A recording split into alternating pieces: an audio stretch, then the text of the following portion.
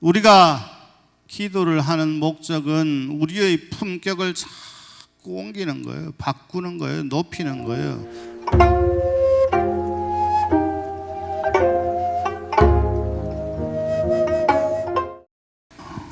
모두 합장하시고 눈은 지그시 감고 시작하겠습니다. 신맹증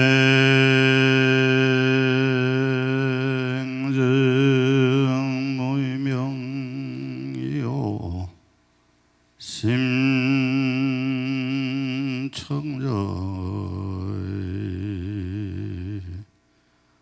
불안이로다나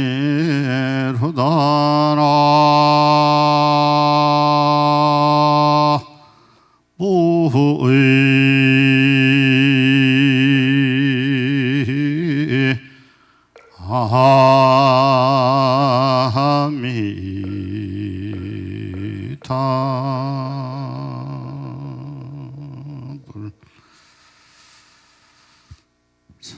반갑습니다.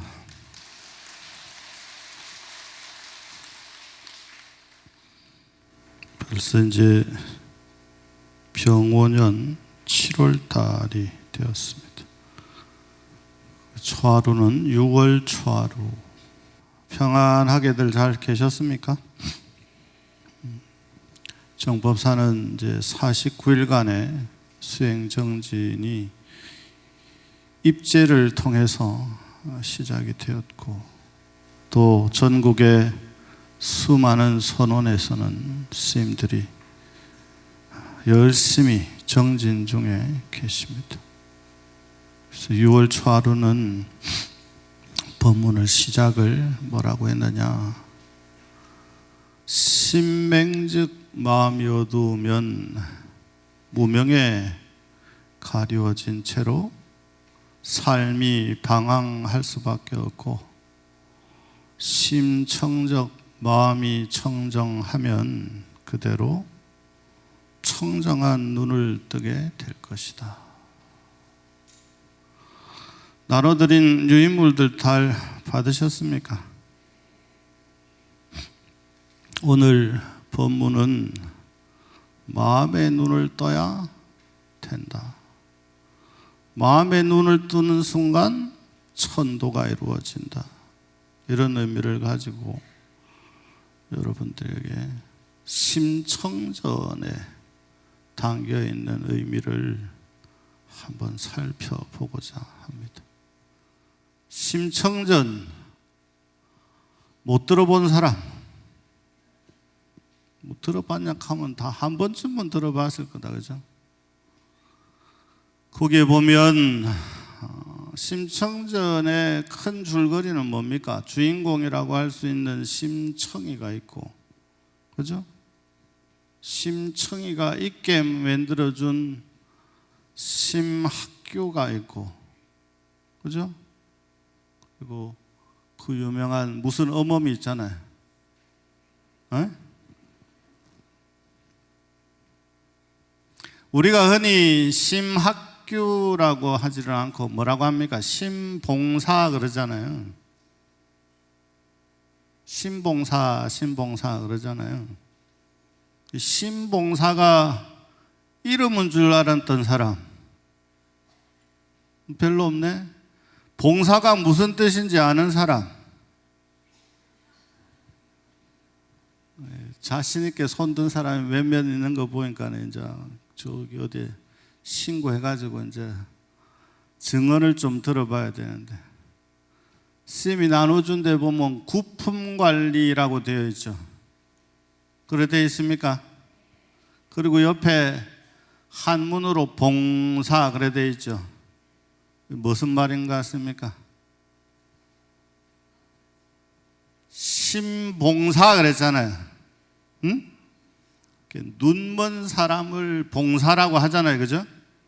근데 이게 어디서 시작됐느냐? 바로 이 심봉사가 눈먼 사람이다 이러니까 당연히 눈먼 사람은 봉사다 이렇게 쓰는 거예요. 근데 원래는 봉사가 맹인 소경을 뜻하는 게 아니란 말이에요. 여기 써놓은 것처럼 벼슬의 직책이에요. 요새 우리 공무원 시험 치가지고 맨 말단 공무원을 뭐라고 합니까? 무슨 공무원? 9급 공무원. 여기는 뭐라고 되어 있어요? 구품 관리. 뭐가 좀 느낌이 오지 않습니까? 심학규는 눈이 멀기 전에는 머리가 비상해서 시골이긴 하지만 나름대로 어디에 합격한 사람이다? 과거에 합격한 사람이다. 그래서 구품관리란 말이에요. 구품관리의 직책 중에 봉사라는 직위가 있는 거예요. 이제서야 안 사람. 아이 바보 도깨닫게 하기가 이래 힘들다 이거. 그러니 심봉사는 마침 뭐와 같느냐? 앞에 성은 심가요, 뒤에 봉사는 직책을 불러준 거지. 그러니까 심봉사 나리가 되는 거죠. 구국관리니까 봉사가 뭐하는 직책이냐 찾아보면 관청이나 현청에 나온 물건들, 서류들이나 이런 것들을 민가에 전달해주고 알려주고 서류 전달하는 사람 이렇게 나옵니다. 조선시대나 지금이나 별반 달라질 것 같지 않아요. 아이들이 열심히 공부해가지고 9급 공무원이 7급 공무원이 됐는데 앉아서 하는 일이 뭐 특별한 거 하는 것 같죠? 뭐 특별한 거 안 합니다. 진상 손님 상대하고 서류 정리해서 동네 알리고 이런 거부터 시작하는 거예요. 그러니 어떻습니까? 조선시대나 지금이나 관리가 하는 일이 별반 다를 게 없다. 사람이 살아가는데 조선시대라고 해서 지금이라고 해서 아니 로봇가 발달된 몇백 년 후라고 한들 사람이 살아가는 것은 그닥 변함이 없습니다. 비슷하게 살아갑니다. 비슷하게. 자, 맨 위에는 심청이 해놓고 두 번째는 마음 심자를 써서 심청 그래놓고 그러고 나서는 천도 이래놨어요. 심청전의 주인공은 심청이고 주연급은 심학교 심봉사고 내용은 뻔하지 않습니까? 그죠? 심학교에게 딸이 하나 있었는데 이름이 심청이더라. 늦게 얻은 딸이라 딸에 대한 사랑이 지극하였는데 어느 날 멀쩡하던 눈이 갑자기 멀어버렸다. 눈이 밝던 사람이 눈이 멀었으니 몸이 가시만 하나 박혀도 그렇게 불편한데 눈을 멀쩡히 뜨고 살던 사람이 눈이 멀어버렸다. 고통 속에 살아가는데 어느 날 좋은 일을 하면 공덕을 지으면 눈이 뜰 수 있다는 소리를 듣는다. 그래서 그때 만나는 이가 화주승이잖아요. 그리고 나오는 게 뭡니까? 공양미 300석. 근데 이 말단관리 집에 눈먼 맹인의 집에 살림살이가 그렇게 넉넉하겠냔 말이야. 고민을 거듭하는데 심청이라는 이 딸아이가 마음을 내어서 덜컥 상인이 만나기로 한 곳으로 가서 300석을 넣고 몸을 팔아버린다. 그죠? 대략의 줄거리는 아시죠? 그러고 가다가 인당수에 퐁당 빠졌다가 다시 뭘 통해서 태어난다? 연꽃을 통해서 태어난다. 그래가지고 평범한 심청이에서 엄청난 부자인 심청이로 바뀐다. 그죠? 그러다가 아버지를 찾기 위해서 큰 잔치를 열었는데 그때 아버지를 만나고 아버지는 마침내 눈을 어떻게 한다? 눈을 턱하니 뜬다. 뒤에 공부시키려니까 힘들어. 심청전의 원 제목은 성덕산 관음사 사적에 나오는 이야기다. 잘 보세요. 충청도 대홍현의 원량이라는 맹인이 일찍이 아내를 잃고 홍장이라는 딸 하나와 함께 살고 있었다. 원량이 하루는 밖에 나갔다가 홍법사 승려 성공을 만나 눈도 뜨고 대화주가 되는 길을 지시받게 된다.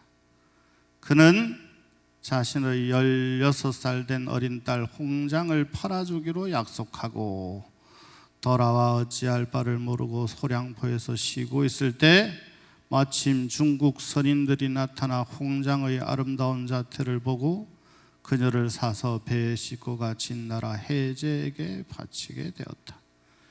이 무렵 해제는 황후가 마침 죽고 한 꿈에 새 황후가 될 여인이 동국에 있다는 꿈을 꾸고는 배에 보화를 실어 선인들을 떠나보냈는데 우연히 홍장을 만나게 된 것이다. 홍장은 황후가 되어서도 본국을 잊지 못하고 배 관음상을 실어 동국으로 건너 보내게 하여 그 배가 표류하여 기착한 땅에 큰 가람을 세우고 편액을 성덕산 관음사라 하였다. 그 뒤 원량은 공덕에 의하여 눈을 뜨게 되고 복록을 누리다가 95세에 죽었다. 이게 이제 흘러 소설가를 만나고 시대에 유행하는 극작가를 만나니 엄청난 히트 상품인 판소리 심청가가 만들어지고 소설로 심청전이 쓰여지는 거예요. 그 이야기의 위에 원전이라고 하는 부분에 바로 이 성덕산 관음사 사적이가 있단 말이에요.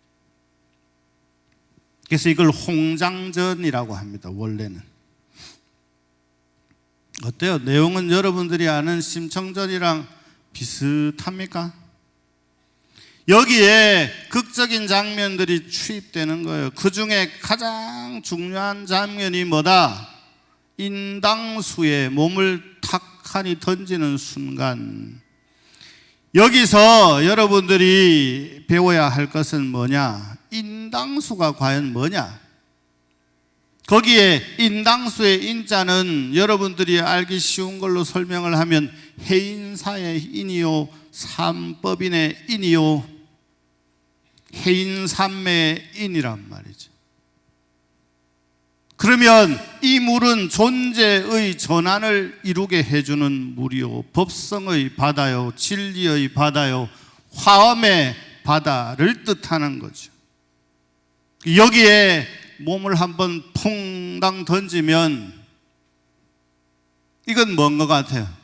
이건 금강경에 나오는 무소주심으로 응생기심 하는 것이니 그게 바로 보시 중에 무슨 보시가 어뜸이라고? 무주상 보시가 어뜸이라고. 그 가운데에서 금강경에 보시 중에 무슨 보시 나오다가 이 몸을 던지는 보시에 해당하는 보시가 나오죠. 아침 나절에 몸을 버렸다가 점심 나절에 몸을 버리고 저녁 나절에 또 몸을 버린다는 장면이 나오죠. 그걸 불가에서는 사신보시 그럽니다. 나의 몸을 기꺼이 버리는 공덕을 짓는 것. 손가락 하나만 잘라도 겁나게 아픈데 지가 가지고 있는 것 중에 가장 중요하다라고 할 수 있는 목숨을 버릴 수 있다. 진짜 목숨을 버리느냐 버리지 않았느냐가 중요한 것이 아니고 우리가 어떤 일을 이룰 때 목숨을 바쳐서 최선을 다하면 어떤 일인들 이루지 못할 거 있겠습니까?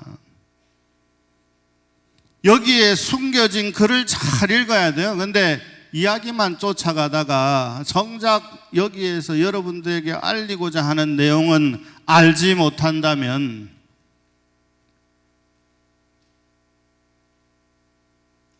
자꾸 이제 사람들에게 알려지다 보니까 극적인 장면을 추가해서 여러분들이 오늘날의 심청전을 만나게 되는 겁니다.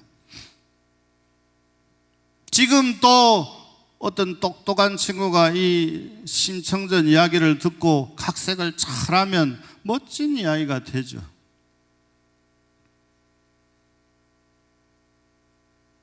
중요한 계기가 있습니다. 먼저 심봉사라고 했으니, 심맹인이라고 했으니 앞으로 가서 잘 보십시오. 왜 심가의 심자인가?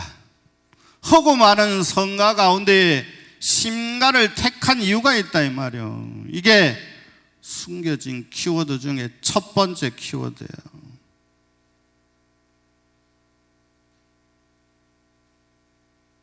요걸 마음 심자로 탁 바꾸니까 어떻게 돼요? 심봉사가 눈 어두운 사람이라고 했으니까 그러면 마음 심자로 탁 바꾸는 순간 뭐가 됩니까? 마음이 어두운 사람. 무색성향미촉법이 안 된 사람, 무아니비설신의가 안 된 사람, 늘 세계 안경을 끼고 이렇게 차별의 눈으로 바라보는 사람, 그 사람을 심봉사라고 한다. 그러면 달리 이야기하면 제발 눈을 뜹시다 이런 말이 되지 않겠어요? 자, 이제 잠깐 놓고 여러분도 이제 눈을 한번 떠봅시다. 안경을 벗고 눈을 이렇게 비비고 옆 사람을 이렇게 한번 쳐다보십시오. 그러고 아이고 부처님 한번 해보이소. 아이고 부처님 반갑습니다. 아이고 부처님 반갑습니다. 아이고 부처님 반갑습니다. 안경을 벗으니까 눈에 뵈는 게 없네.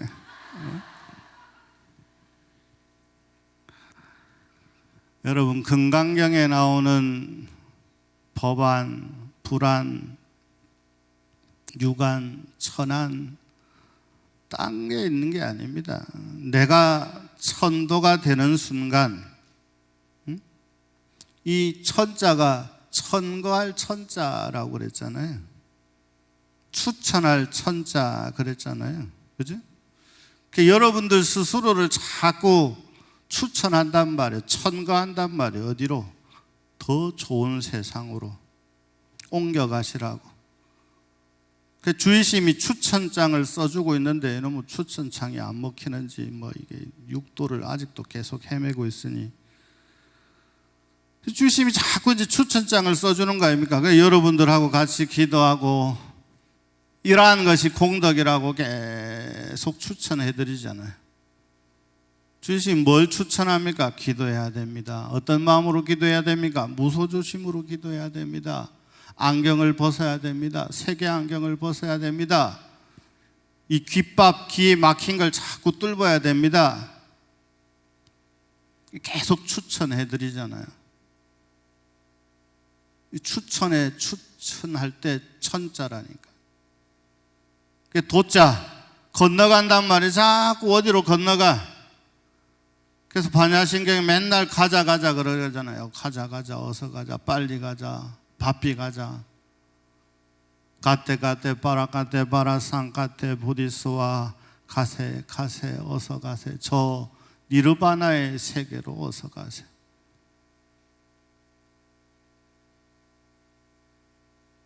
여러분, 구운몽, 심청전, 우리나라의 이 소설이라고 하는 것 중에 거의 대부분은 불가에서 나간 것들입니다.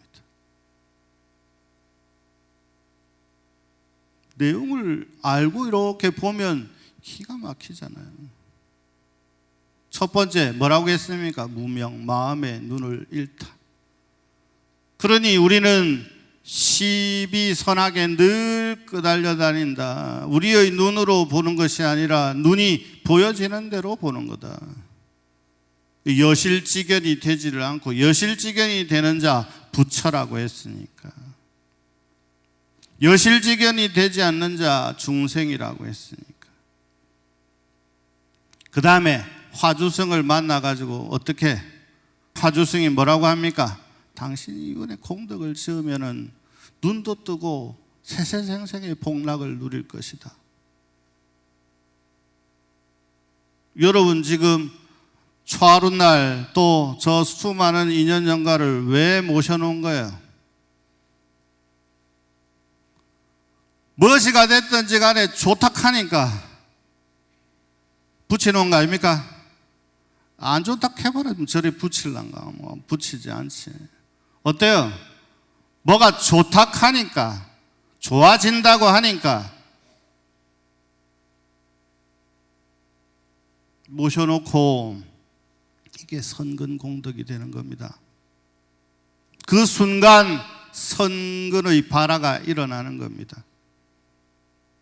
그게 화주승의 역할이요, 그게 주지심의 역할 아닙니까? 이러한 방법을 통해서 여러분들의 선근을 계속 일으키게 해주는 것.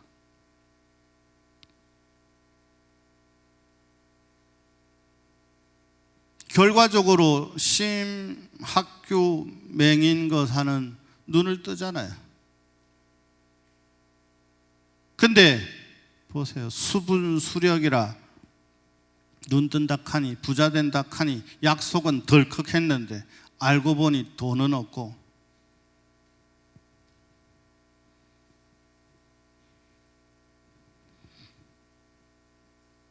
그러고 나서 공덕을 쌓는데 심청이가 인당수에 몸을 던진다라고 하는 것은 존재 전환이 이루어지기 위해서는 큰 결단이 일어나야 됩니다. 여러분, 새해가 되면 작심삼일이라고 해서 작심하잖아요. 마음을 먹지 않습니까? 작은 습관을 하나 바꾸기 위해서도 마음을 먹고 해야 되는데, 늘 청소를 깨끗이 하는 사람은 모르겠으나 대청소를 한번 하려면 어떻게 하고 해야 됩니까? 작심을 하고 해야 됩니까? 아니면 대충 해도 됩니까? 큰 일을 치르려 할수록 작심을 크게 해야 되겠죠. 근데 중생에서 부처가 되는데 어느 정도의 작심을 해야 되겠습니까? 여기에 나오지 않습니까? 심청이는 어디에 뭘 버립니까? 자기가 가지고 있는 몸을 버림으로써 자기가 가지고 있는 안이비설신으로 쌓았던 수많은 찌꺼기들을 다 몽땅 버리는 거죠. 여러분들은 과연 뭘 버리고 있는지, 버리기는 하고 있는지, 와서 들을 때는 뭐 이러고 있다가 이제 기계적으로 이러고 있다가 좋은 말이다 이러고 있다가 끄떡끄떡 하다가 인형이 이제 이 스프링이 다 되면 이제 멈출 거 아닙니까? 그러면 이제 또 옛날 습관으로 돌아가고 또 옛날 습관으로 돌아가고 또 좋은 소리 들으면 또 끄떡끄떡은 하다가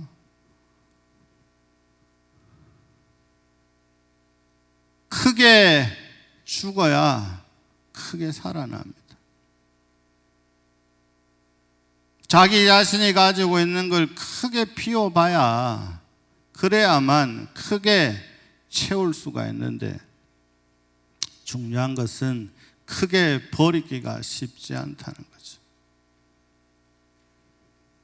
심청은 그죠? 심가의 심자가 아니라 마음 심자에 청정할 청자를 쓰면 어떻게 됩니까?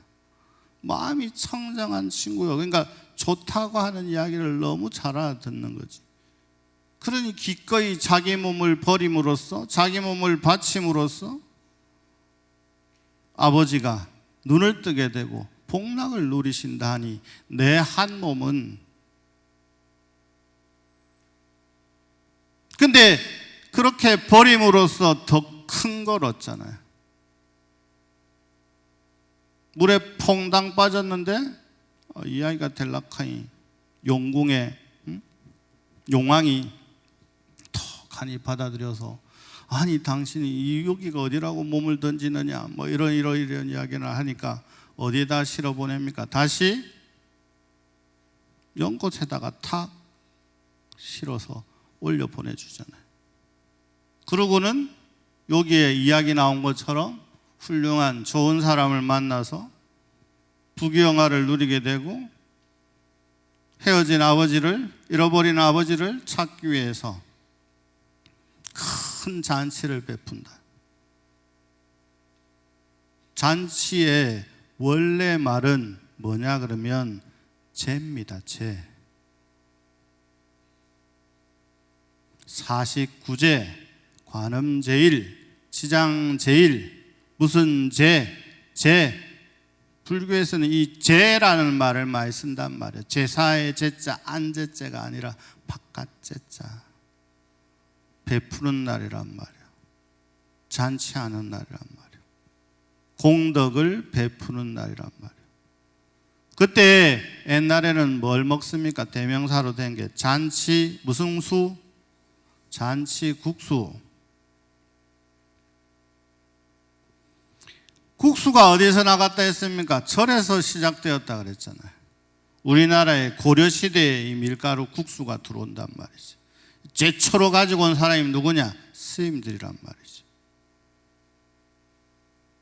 이거 얻어먹은 이색이라고 하는, 목은 이색이라고 하는 선비가 다 글을 써놨어.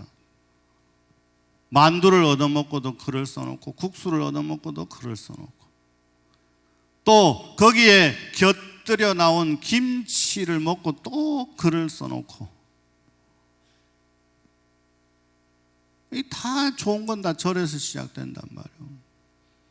그날 국수를 우리나라에 들여와서 큰 법회날, 행사날 국수를 해 먹이는 거예요. 공양을 올리는 거예요. 이게 민간으로 전해지면서 어떻게 됩니까? 잔칫날 국수를 먹는 겁니다. 지금은 밀가루가 흔해져 가지고 그냥 언제든지 잔치국수를 먹을 수 있잖아요.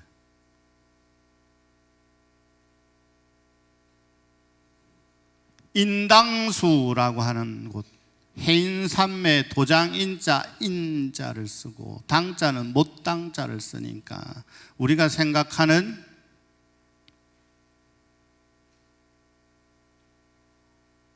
바다와 우리가 생각하는 강물과는 천양지차다. 이곳은 진리의 바다요, 법성의 바다요, 해인산매의 바다요, 화엄의 바다다. 여기에 몸을 던졌다가 연꽃이 다시 화생시켜준다. 그게 구품연화라고 합니다. 그게 입제날 제가 말씀드린 하품 하생에서 상품 상생까지 올라가는 9단계를 이야기를 한단 말이죠. 우리가 기도를 하는 목적은 우리의 품격을 자꾸 옮기는 거예요. 바꾸는 거예요. 높이는 거예요. 품과 격을. 9품에서 8품으로, 8품에서 7품으로, 7품에서 6품으로, 6품에서 5품으로, 5품에서 4품으로, 4품에서 3품으로, 3품에서 2품으로, 마침내 1품. 그래서 1품이라고 하는 말들도 다 불가에서 나온 말이라니까. 1품 요리 그러지 않습니까? 네? 품자라고 하는 거, 이건 사람이 평소에 어떻게 닦았느냐에 따라서 품이 나누어진다. 태어나는 거에 따라서 품이 나누어지는 것이 아니라 어떻게 살아가고 있는가에 따라서 품이 나누어진다. 태어나기를 재벌이라 품격이 있는 사람, 품격이 높은 사람, 품성이 좋은 사람이 아니라 지금 현재 살아가는 모습 속에서 품격 있는 사람, 품성 좋은 사람 결정이 지어진다. 여러분, 심청전 심봉사는 알고 봤더니 그 봉사가 아니었더라. 응? 옛날 사람들은 뒤에 직위를 붙여주는 의미를 가지고 있어서 심봉사라고 하던 것이 이게 민간의 유행을 확 하다 보니까 마치 봉사, 맹인 이렇게 이야기가 바뀌어버렸다. 원래 뜻은 심봉사가 눈먼 사람을 뜻하는 게 아니라 직책을 뜻하는 거다.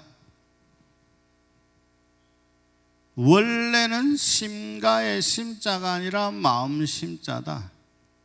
눈이 먼 사람, 마음이 청정해지면 마음의 눈을 뜰 수 있고, 마음의 눈을 뜨게 되면 자기 자신이 가지고 있는 것이 얼마나 소중한가를 비로소 마침내 알게 되고 더 없는 복락을 누리게 된다. 그러니 우리도 어두운 눈을 뜨고 옆에 사람이 곧 부처였구나. 옆에 사람이 곧 관세음보살이었구나. 옆에 계시던 분이 곧 지장보살이었구나. 그걸 모르고 멀리서 찾았구나. 옆에 있는 이들이 지장이요, 관음이요, 부처인데 특별한 공간에 가면 얼마나 더 마음에 와 닿겠습니까?